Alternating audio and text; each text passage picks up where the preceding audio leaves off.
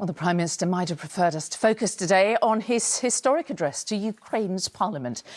In it, he praised the country's resistance against Russia's invasion, calling it their finest hour. The words were backed up with pledges of more money and military support from the UK. And it all came as more than 100 civilians, including children and the elderly, were evacuated from a steelworks in Mariupol, the last holdout in the besieged city there. And our global security editor, Rohit Katru, reports from Ukraine. One by one, the coaches lined up. The journey from Mariupol should take 3 hours, but it's taken 3 days. A few dozen evacuees, a few bags, a few pets, a few papers to prove they are who they say they are. But they have stories no one would want to emulate.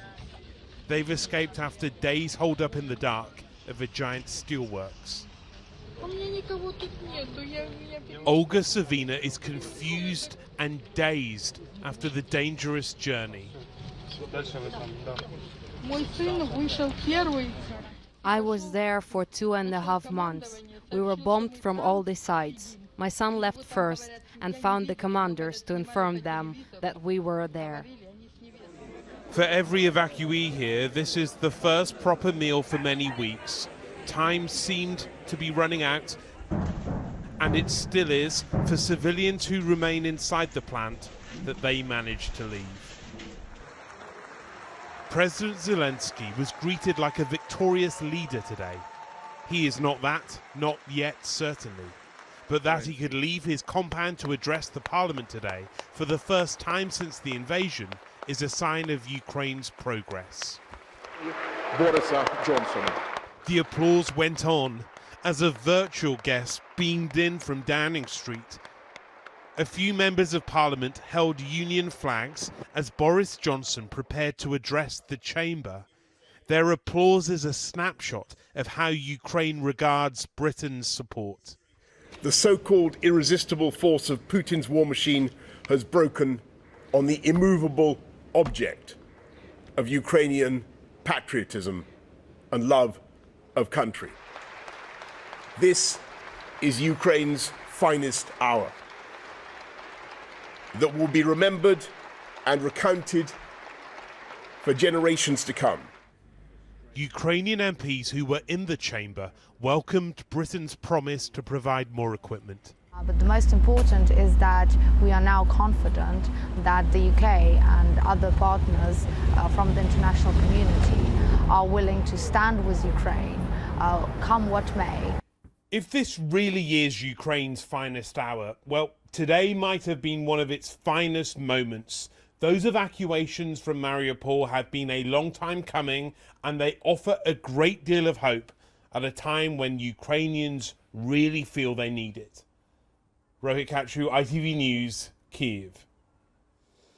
So this is how the situation looks on the ground in Ukraine. The shaded sections show the areas in the south and the east of the country controlled by Russian forces. Mariupol, you can see there, is surrounded. Further north is Ukraine's second city, Kharkiv, where Russian forces are being pushed back from areas that they took in the early stages of the invasion. Our senior international correspondent John Irvine went to one recently liberated village to find residents there still sheltering underground. When bombs above first sent them below, all these people could do was wait as their darkest hour turned into a day, then a week, then a month. Then the seasons changed, and the dank, depressing atmosphere down here went from freezing to just cold. This is the basement of a school in the most bombed district in Kharkiv, Ukraine's second most bombed city.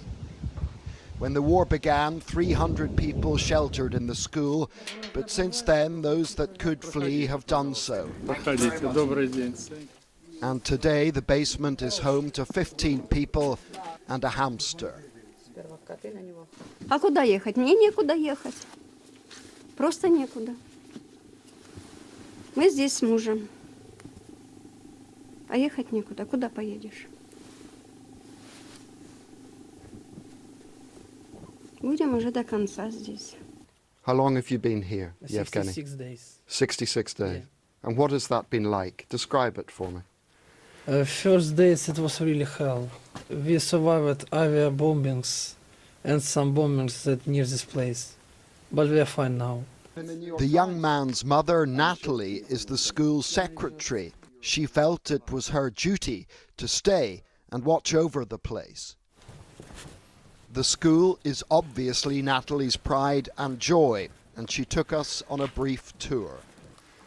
As you can probably see, while these people have been sheltering in the basement, the rounds have been coming in here, shattering all the windows here in the swimming pool, all the windows in the apartments opposite.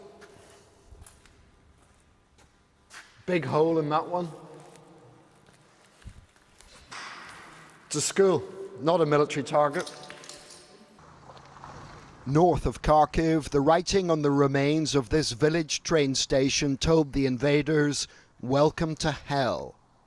The recent Ukrainian liberation of this and other villages nearby has eased the pressure on Ukraine's second city, but Kharkiv's northern suburbs are still being heavily bombarded from long range. Close to the front line, we reach a residential block that used to be home to 700, but now houses just 8 people.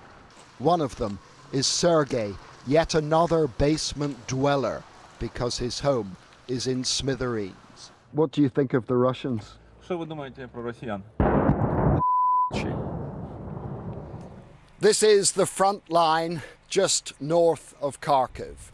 If Kyiv was Vladimir Putin's first prize, then this, Ukraine's second city, was the silver medal. But the Russian army are being pushed back, and they show no sign of taking Ukraine's second city. Back at the school, Ludmila is burning incense before saying her prayers. What do you pray for, Ludmila? I'm asking the Lord to watch over this basement and keep it safe, she tells me. I'm also praying for peace on earth. John Irvine, ITV News, Eastern Ukraine.